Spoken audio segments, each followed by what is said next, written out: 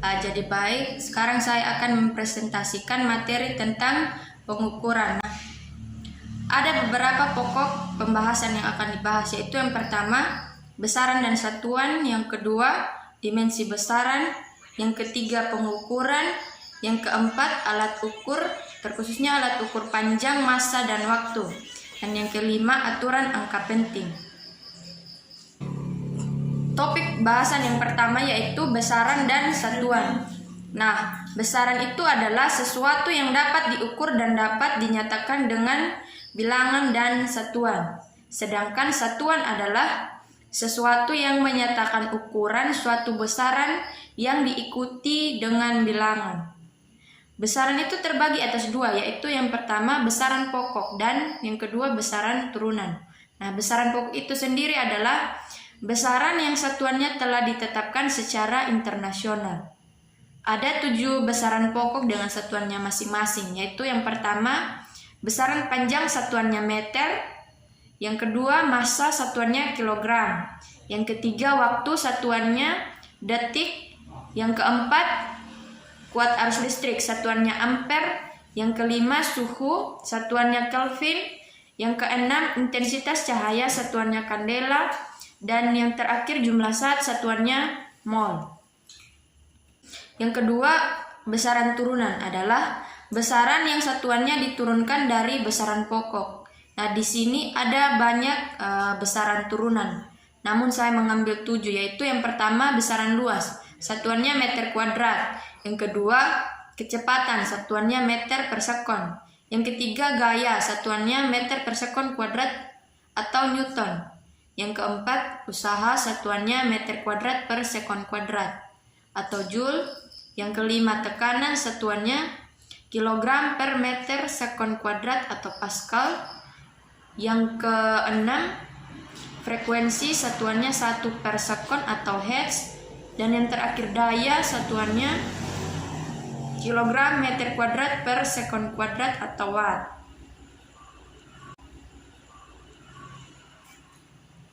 Topik bahasan yang berikut yaitu dimensi besaran. Nah, di sini ada 7 besaran pokok dengan dimensinya masing-masing. Besaran panjang dimensinya L, massa dimensinya M, waktu dimensinya T, kuat arus listrik dimensinya I, suhu dimensinya theta, intensitas cahaya dimensinya J, dan jumlah saat dimensinya N. Di sini ada beberapa contoh untuk menentukan dimensi dari beberapa besaran. Yaitu yang pertama ada besaran kecepatan. Rumusnya V sama dengan jarak dibagi waktu. Nah, jarak itu satuannya meter, sedangkan waktu itu satuannya sekon, sehingga dimensinya yaitu L dikali T pangkat minus 1. Yang kedua, percepatan, rumusnya yaitu kecepatan dibagi dengan waktu. Nah, kecepatan itu rumusnya meter per sekon, sedangkan waktu satuannya sekon, sehingga dimensinya L dikali T pangkat minus 2. Yang ketiga, gaya, rumusnya yaitu F sama dengan massa dikali dengan percepatan. Massa itu sendiri satuannya kilogram, sedangkan percepatan satuannya meter per sekon kuadrat, sehingga dimensinya menjadi M dikali L dikali T pangkat minus 2. Topik bahasan yang berikut yaitu pengukuran. Nah, di sini pengukuran itu terbagi atas 2, yaitu yang pertama ada pengukuran tunggal. Nah, pengukuran tunggal ini dilakukan hanya sebanyak 1 kali. Sedangkan yang kedua yaitu pengukuran berulang, yaitu pengukuran yang dilakukan secara berulang kali untuk memperoleh hasil yang lebih akurat.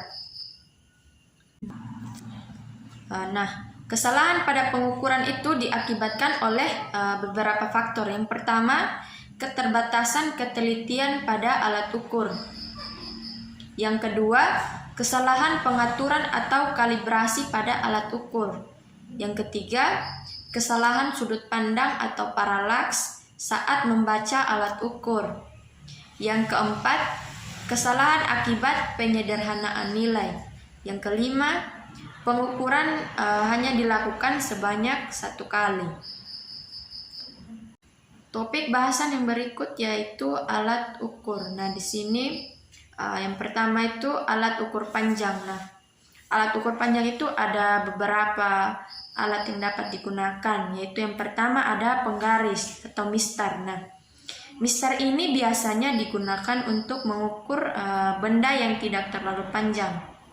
Mistar itu memiliki ketelitian 1 mm. Nah, kita bisa perhatikan bersama pada gambar, terdapat gambar mistar dengan skalanya masing-masing. Nah, di sini garis yang panjang ini yang menunjukkan angka 1, 2, 3, 4, dan 5 ini memiliki ketelitian 1 cm. Sedangkan skala yang pendek ini menunjukkan ketelitian 1 mm. Alat ukur panjang yang kedua yaitu jangka sorong. Nah, jangka sorong adalah alat ukur panjang yang memiliki ketelitian 0,1 mm atau 0,01 cm. Jangka sorong memiliki dua skala, yaitu skala utama dan skala nonius atau skala geser. Nah, pada gambar ini terdapat skala-skala pada jangka sorong. Nah, di sini skala utama itu terletak pada bagian atas yang tercantum nilai 3 dan 4, sedangkan skala nonius ini terletak di bagian bawah. Nah, rumus untuk mencari panjang dari sebuah benda menggunakan jangka sorong yaitu skala utama ditambah skala nonius. Cara membaca hasil ukur pada jangka sorong di atas. Nah, di sini skala utamanya yaitu 3,1 cm. Skala noniusnya 0,07 cm, sehingga panjangnya yaitu 3,1 ditambah 0,07 sama dengan 3,17 cm. Alat ukur panjang yang berikut yaitu mikrometer sekrup. Nah, mikrometer sekrup itu adalah alat ukur panjang dengan ketelitian 0,01 mm atau 0,001 cm. Nah, di sini ada gambar mikrometer sekrup. Nah, di sini ada skala utama yang terletak pada bagian atas, sedangkan skala noniusnya itu terletak pada bagian kanan. Nah, untuk mencari panjang menggunakan mikrometer sekrup ini digunakan persamaan X sama dengan SU ditambah SN atau skala utama ditambah dengan skala nonius. Nah, sehingga pada gambar itu terlihat bahwa skala utamanya yaitu 3,5 mm, sedangkan skala noniusnya 0,37 mm. Nah, sehingga diperoleh panjangnya yaitu 3,5 ditambah 0,37 sama dengan 3,87 mm.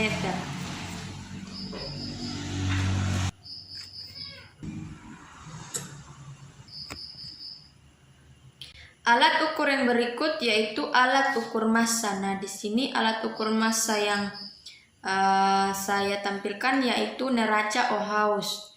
Neraca Ohaus adalah alat ukur massa dengan ketelitian 0,01 gram.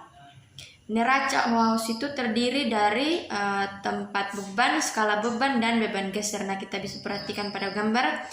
Di sini terdapat beberapa bagian dari neraca Ohaus. Yang pertama di sini ada tempat beban, yaitu untuk meletakkan beban yang akan kita ukur. Yang kedua ada tombol kalibrasi. Yang ketiga ada pemberat atau anting. Yang kelima ada titik kesetimbangan atau titik nol. Dan yang terakhir yaitu lengan pada neraca. Yang berikut ada alat ukur waktu. Nah, di sini ada stopwatch. Nah, stopwatch yang ditampilkan yaitu stopwatch analog dengan ketelitiannya 1 sekon. Sedangkan pada stopwatch digital itu ketelitiannya lebih presisi. Topik yang berikut yaitu angka penting. Nah, angka penting adalah angka yang dihasilkan dari hasil pengukuran. Contohnya, pada hasil pengukuran 8,9 cm, angka 8 itu merupakan angka pasti, sedangkan angka 9 adalah angka taksiran. Nah, di sini ada aturan pada angka penting, yaitu yang pertama, semua angka selain 0 adalah angka penting. Contohnya, angka 3,21 itu angka pentingnya ada 3. Nah, yang berikut angka 2,2. Nah, terdapat 2 angka penting. Aturan yang berikut, angka 0 yang terletak di antara 2 angka adalah angka penting. Contohnya, angka 3,01. Nah, karena 0-nya ini terletak di antara 2 angka, jadi 0 ini termasuk dalam angka penting, sehingga angka pentingnya ada 3. Yang kedua, 2,5009. Terdapat 5 angka penting. Dan yang ketiga, 20,09. Terdapat 4 angka penting. Aturan yang berikut adalah angka 0 yang terletak di belakang koma desimal adalah angka penting. Contohnya, angka 3,00. Terdapat 3 angka penting. Yang kedua, angka 44,500. Terdapat 5 angka penting. Nah, aturan yang terakhir yaitu seluruh angka 0 yang terletak di sebelah kiri koma desimal bukan angka penting. Contohnya 0,1. Dikarenakan 0 ini terletak di sebelah kiri sehingga 0 bukan merupakan angka penting, sehingga angka pentingnya hanya 1. Yang kedua, angka 0,0088. Angka pentingnya hanya 2.